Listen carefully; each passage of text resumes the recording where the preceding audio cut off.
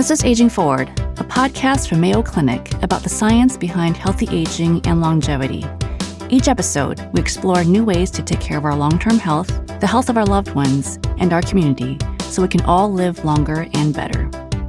I'm Dr. Christina Chen, a geriatrician and internist at Mayo Clinic in Rochester, Minnesota, and this episode we are talking about what home healthcare looks like. So 98% of people would prefer to live at home in their place of comfort for as long as they can, but that can be challenging as health needs change. As the nation ages, more people will be finding themselves leaving their homes for senior living communities or skilled care facilities. And so our guest today is Dr. Jeffrey Kang, who is the founder of WellBe Senior Medical, an in-home medical care group with a different approach to the future of home care.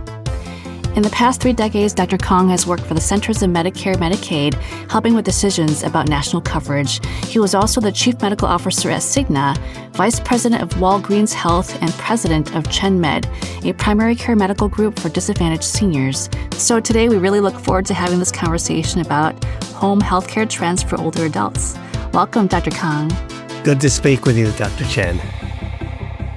Yeah, Dr. Kang, it's so amazing that you started WellBe, your own geriatric home healthcare company, to change the way we deliver care to our older adults with chronic needs. And I learned that one of your earlier jobs was working for a nonprofit group, making home visits to frail older adults in their place of residence. Can you share that experience with us? What did you learn about caring for homebound patients? So first of all of us have had an aunt or a grandparent 90 years old, very difficult time getting around, 7 or 8 chronic diseases, maybe a little dementia. In those situations, those people have a very difficult time getting into the doctor's office. And what we've learned actually is about 95% of what can be in a primary care doctor's office can actually be done at home. Mm-hmm. You can do a history. You can do a physical exam. You can draw blood tests. You can even take an electrocardiogram. You can even do x-rays. And we learned that it was much better to bring the care to the patient rather than bringing the patient to the care. You know, we were not-for-profit. It wasn't financially a good thing for doctors to do. But the way we thought about it is, I can think of nothing more dignified and respectful to see people in their own home. It's patient-centric. You improve access to care. Right. So it was just the right thing to do. And I find that they're more comfortable, too. They're not coming to you in the clinic, which can be a very anxiety-provoking experience. You know, we're checking their blood pressure and asking them probing questions. In their home, they just feel like, okay, we're in their space. They're more willing to share their concerns, and it's a more honest space, if anything. It's less intimidating. And really, from a patient care perspective, you really want honest communication between both physician and patient. Yeah. And part of your inspiration for creating a new standard of care also came from a very personal place, your mom. What was her health journey like for her, but also for you and your family members? So at that time, she was 88 years old and unfortunately came down with metastatic esophageal cancer. And then towards the end, despite all the treatments, was exhausted from the chemotherapy and the radiation therapy, et cetera. And I was helping her get from appointment to appointment, navigating the system, but finally at the end, advocating for her. Mm-hmm. And so what I did was I said, let's have a meeting with the oncologist. So we have a family meeting, and I asked the oncologist to answer one question to my mother. Is the chemotherapy you're giving her, will it cure you? Mm-hmm. And unfortunately, the oncologist says, look, I'm sorry, Mrs. Kang.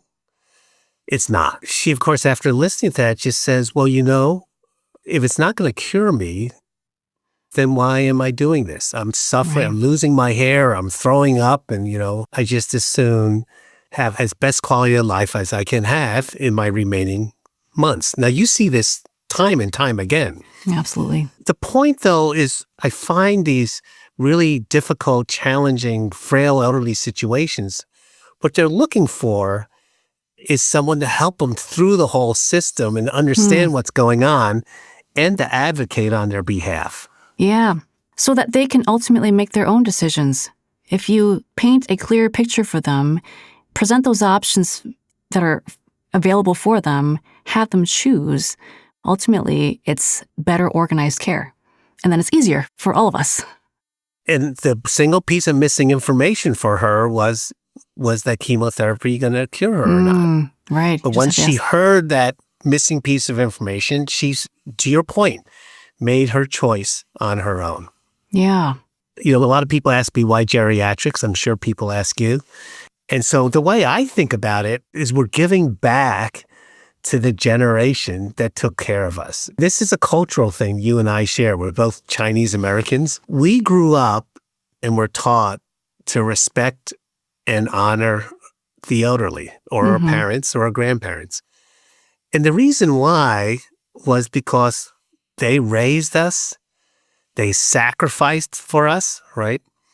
And many cultures share that, but I just really feel that we owe this generation a debt. Absolutely. And I think the act of honoring is different for each culture. Like for Chinese Americans and others, honoring someone is taking care of them physically. But I feel like the American culture, honoring someone is giving them that independence or giving them the ability to live on their own for as long as possible and not, quote unquote, get in the way or not burden them with having to live with someone else. So I feel like we all want to honor older adults, but just in different ways, I imagine. So how have you observed that aging has changed over the years, not just physically, but our general attitudes towards aging? And what have you noticed to evolve in the past 40 to 50 years? From a statistics standpoint, you're absolutely right. Life expectancy from 40 years ago has increased from 75 years, roughly, to 79, almost 80 years. Now, that's pre-COVID, by the way. So life expectancy has certainly increased. Interestingly enough, lifespan, which is the maximum you can live, has not changed. You won't really find anyone over the age of 120, and it's unusual, really, to find anyone over the age of 100. So that's not changed. I do think you'll find people living longer and functionally enjoying a really high quality of life, much better than previously. I can remember 30 years ago, some of my colleagues would say, well, they're 80 years old. What do you expect? The expectations have completely changed. You got 80-year-old marathon runners. But I also think what people have realized because of that lifespan thing is we're not immortal. So I do think people are beginning to understand I need to be realistic about end of life. From an attitude perspective, we're going to live a really healthy life, enjoy life up until, and then when I get to the end, I just want to go peacefully. I think that's the goal for most people, is to be able to live to a certain point. And not everyone wants to live to 99 years old and die peacefully in their sleep. They get to a certain point and they're just like, I think I've enjoyed my life long enough. But what I'm generally seeing is that people don't realize the consequence of chronic disease and how it impacts their independence until it's kind of too late.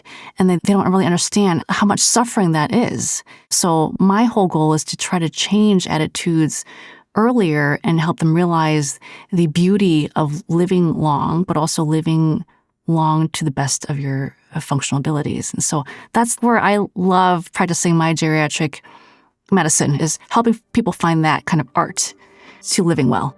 I love it. I love it.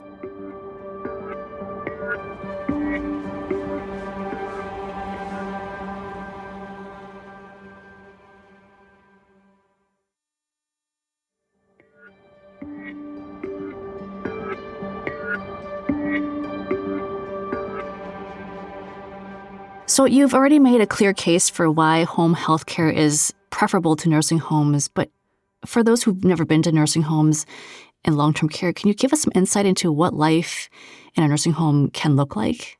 What people are basically forced to leave their home is it really comes down to something we as geriatricians call activities of daily living. So activities of daily living means the ability to bathe oneself, the ability to toilet, the ability to walk from the sofa to the bed, the ability to feed yourself, right? ability to dress yourself. When you're unable to do that from a functional standpoint, you can no longer live independently, right? Personal care assistant can help dress you, can help bathe you, cook for you, feed you. If you're at risk for falls, can be there to make sure you can get up from the couch, which really, if you do that, you can keep people independent at home right until their death. All those personal care things that I talked about, bathing, feeding, toileting, those could also be done in a nursing home. But in a nursing home, it's a stranger every time. There's someone different every time. You don't have that companionship. The aide or whatever is taking care of 20 people, so it's not dedicated. And the other thing that they do is they over-medicalize the situation. So, for example, if your loved one is a little disruptive, has impulsive behavior, right? We've seen this in dementia. The response in the nursing home is to tranquilize them. And then when you do that, people are sedated, they're no longer themselves, et cetera, et cetera. In your home, they're not bothering anyone. The home, it may be a little more risky, but it's personalized, it's familiar, it's dignified. So those are why I think most people prefer a home. A lot of my patients have told me, I do not ever want to leave home. Do not ever put me in a nursing home. I want to stay at home for as long as possible. And many people are unwillingly having to leave their homes to go to a different environment. And it's just sad because we want them to thrive, but they can't thrive at home. What are some of the reasons that people have to leave their homes? See, this is a perfect point because this is where I think we have over-medicalized things a little bit. The pressure then to put someone in a nursing home is because they're deteriorating, they're falling. But then we say, well, we can treat that. We can put them in a nursing home. They're not going to fall. But actually, if the family and the people understood that this is almost like an informed consent issue. It says, look, I'm prepared. I'm going to stay at home.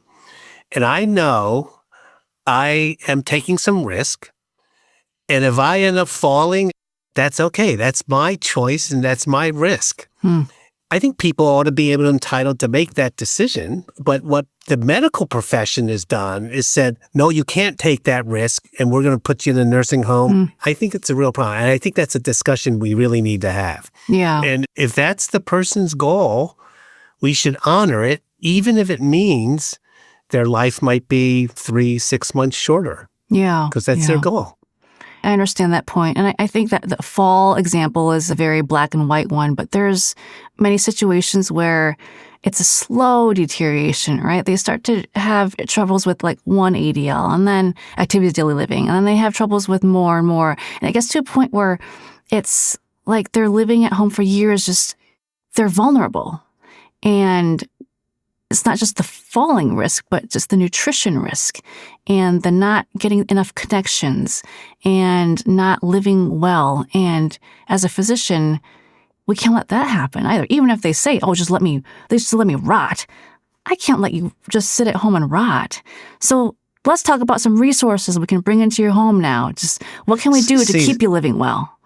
If you really look at what's really critical to keep people at home, it's actually not the medical care and it's not nursing care. It's personal care. Yeah. It's someone to bathe me, feed me, toilet me. That's the personal care, right? But it's not covered by insurance. Now, if you look at in this country, the people who are able to do that, they're paying privately. Yeah. They're paying for 24-hour personal care, or they're paying for a live-in person to help with that, all the way into the end of life. But those are for people who can afford it. So how has the way that we care for older adults evolved over time? For example, what trends have you noticed? Unfortunately, I've been doing this for 30 years. I actually think it's gotten worse. I think part of the challenge here is we have increasingly specialized medicine. So now frail elderly patients find themselves going to 7-8 doctors. And so the care is fragmented from a physician perspective. Yeah.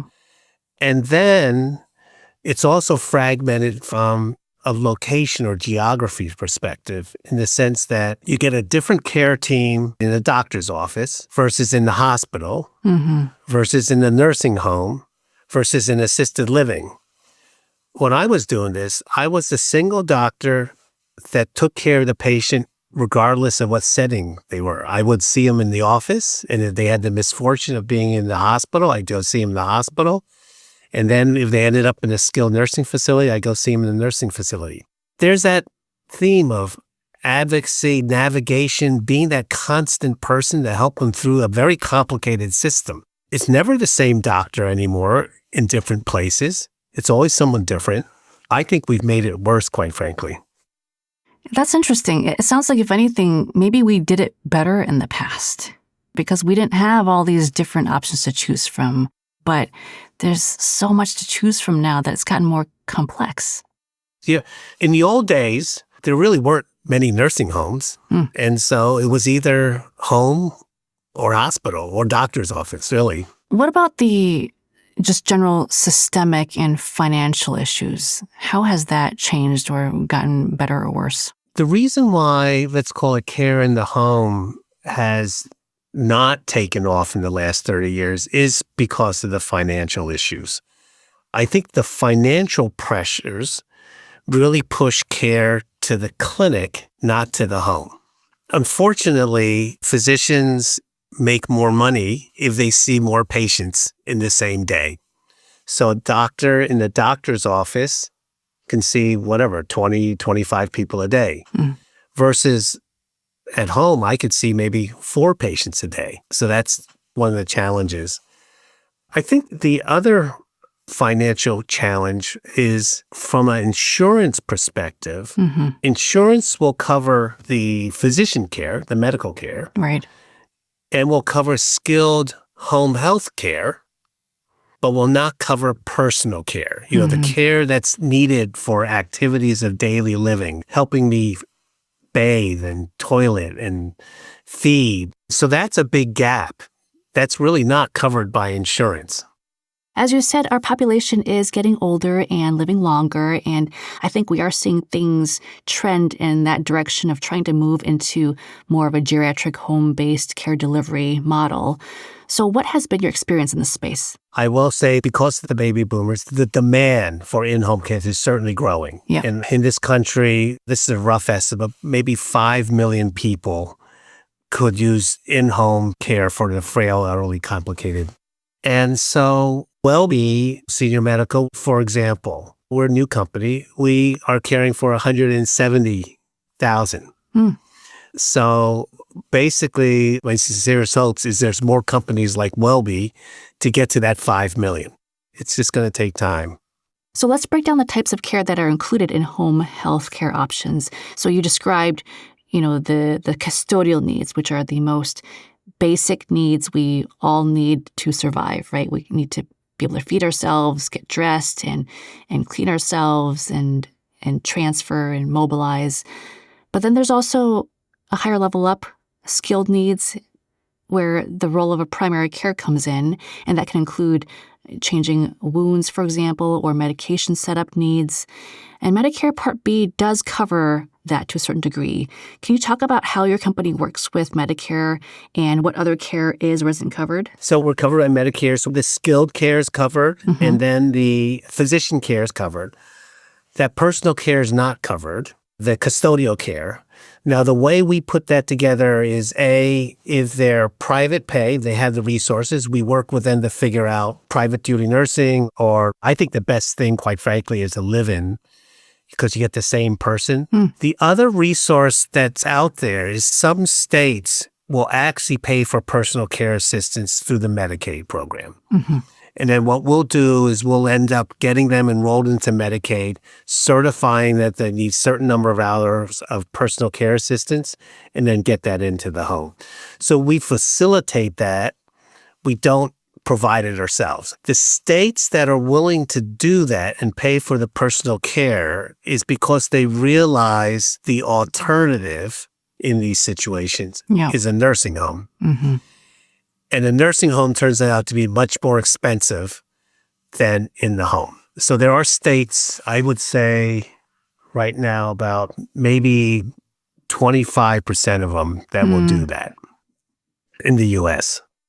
This just sounds like such a complex and convoluted system. I mean, it took me years to figure this out. Imagine a patient and their family members trying to navigate this on their own. This must be so frustrating on so many levels from your observations. What do you think needs to be changed to make this better for the patient and just the system? How can we make this better? So there is one program that I think is the best for this, the PACE program. It's called Program for All-Inclusive Care of the Elderly. And what it does is it takes the Medicare dollars that I talked about and the Medicaid dollars, puts them all together in one integrated delivery system. And when I say integrated, some of the PACE programs will necessarily provide the medical care, but they'll actually, for those patients who have some deficits but aren't homebound, they'll provide adult day care, socialization, home care if needed, and actually some of them may even provide housing, essentially like assisted living housing. So that's a really interesting program that pulls all those pieces together in a coordinated fashion. I wish they would have more of these programs. I know a lot of states have them. Why do you feel like we haven't migrated towards that standard yet? Or perhaps we're just still looking into the outcomes, which we know reduces hospitalizations and improves quality of life. Yeah. So first of all, it is rapidly growing. There's a lot of interest in there. I would say in the last 10 years, it's like doubled or tripled in size, but still that's only reaching maybe 100,000 people altogether out of that 5 million I talked about. So the biggest challenge actually is it's very time intensive. So you actually have to have a lot of capital to do it. And then you're essentially both the provider and the insurer. It's a pretty complicated model. It's called a value-based model. It's very difficult, and it's not something they teach in medical school.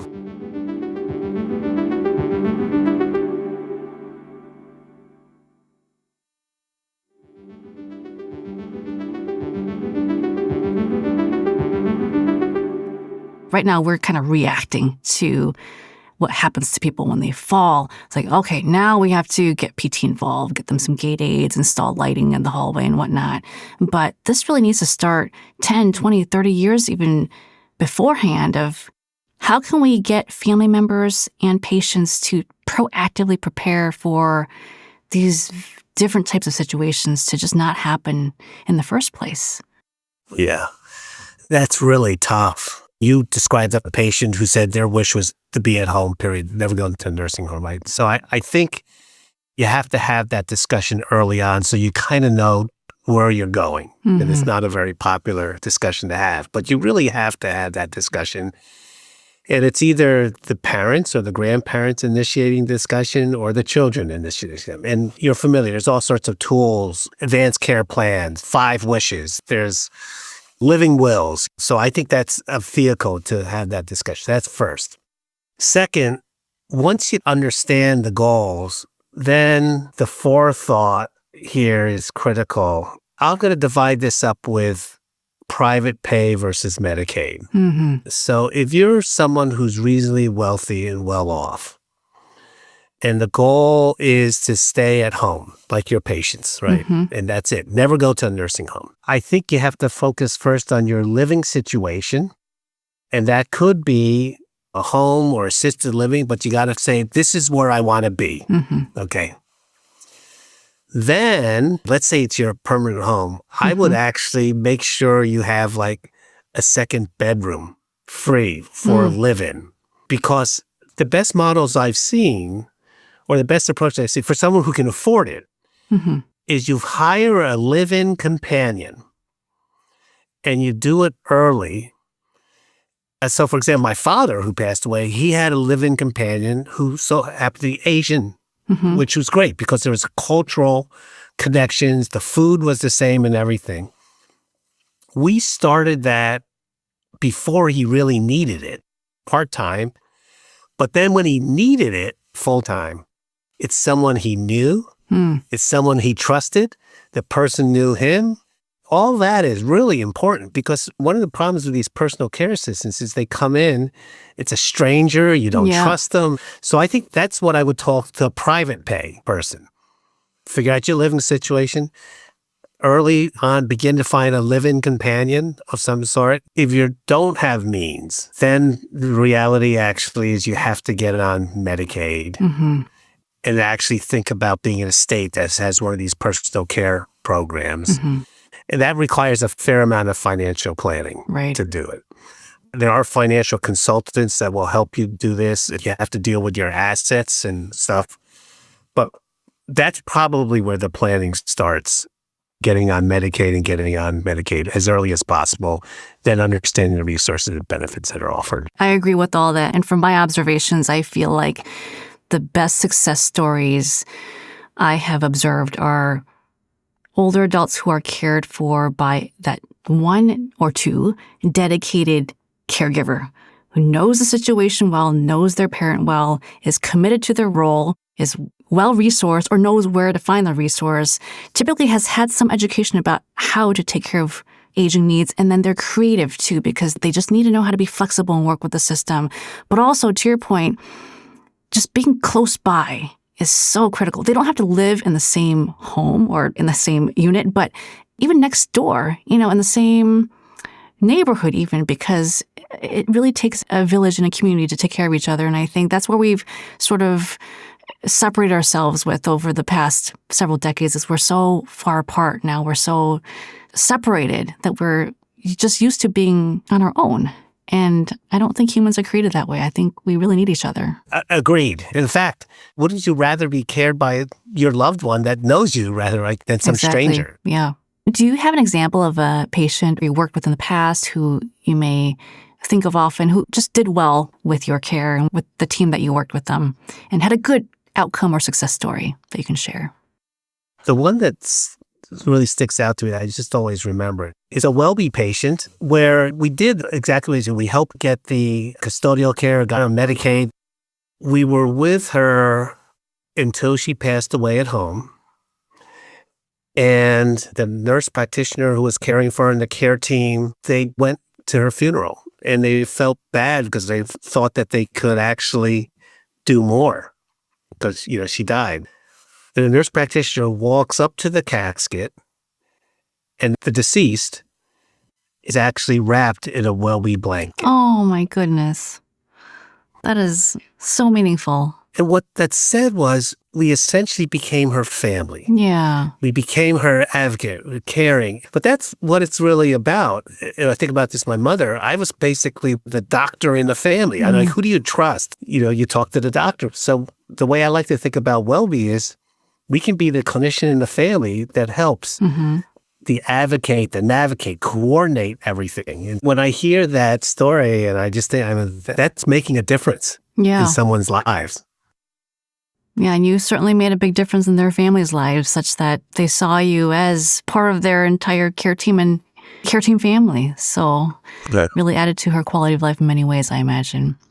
Well, as we wrap up our conversation today, there is one last question we do like to ask our experts is, how do you personally age well? What does aging forward mean to you? Having worked with older adults, and we're all going through that aging experience, what do you do personally? So it's actually no different than what you as a geriatrician would tell your own patients.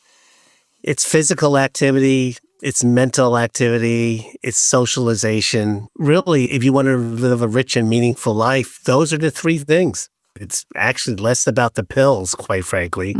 It's more about mental, physical, spiritual health. And the way you do it is you just keep using those facilities. You may not know this, but I'm actually 70 years old and I'm running this company and I'm still going to keep going. And I actually think that's a trend. You're seeing people working way past retirement. Yeah.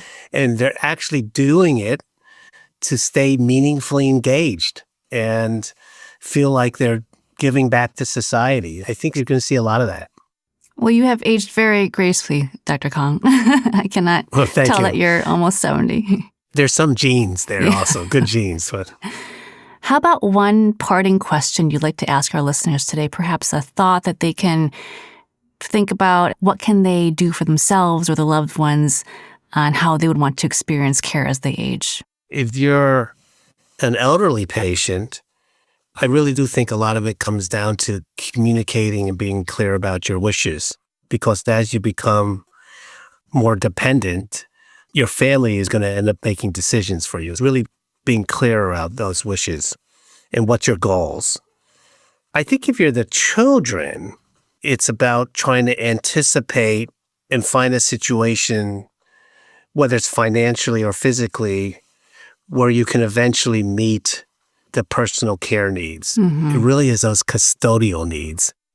And I don't think people completely understand that until they're the thick of it. And by then it's too late because their only choice is to put loved one in a nursing home or something. So I think maybe that's for the children, just understanding it's not about the drug. It's not about the doctor. It's not about the skilled nurse. It's about that custodial care piece. Yeah. So maybe I can summarize it into, I'm thinking 2 questions here. How would you like to communicate your wishes to your loved ones today?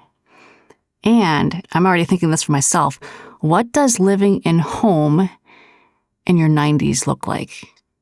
For me, I've got like 50 books that I want to read that I haven't read yet. I want to be able to get up and read my books. I want to be able to get up and make my own breakfast, be able to walk to the bathroom, use the bathroom on my own, and not fall.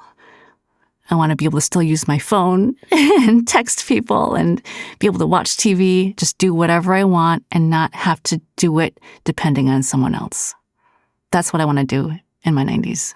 Well summarized. I should be interviewing you. Well, Dr. Kang, what a delight. This is a great conversation, especially for people who are trying to navigate options and resources as a family caregiver or just even as healthcare providers. We see that it really takes a village, like I like to mention, and it requires a very individualized care coordination process that needs to be dynamic and creative and proactive. And you have also proven that if the current system does not work great, we have to do it on our own for ourselves and for each other. So thank you for having that conversation. Well, thank you. I actually rarely get to speak to a geriatrician who understands this, so Yeah. I really enjoyed it. We'll have to do this more then. So that's all for this episode. Hopefully you're feeling a little bit more informed, inspired, and empowered. On the next episode of Aging Forward, how to take care of your joints as you age. Now, I don't want you doing a crazy CrossFit jumping class or something where you're jumping a bunch and doing all this heavy activity on it, but I do want you to move it. Motion is lotion. To learn more about Dr. Kang's company, WellBe Senior Medical, check out our show notes. If you have a topic suggestion for a future episode, you can leave us a voicemail at 507-538-6272, and we might even feature your voice on the show. For more Aging Forward episodes and resources, head to mayoclinic.org/agingforward. And if you found this show helpful, please subscribe and make sure to rate and review us on your podcast app. It really helps others find our show. Thanks for listening, and until next time, stay curious and stay active.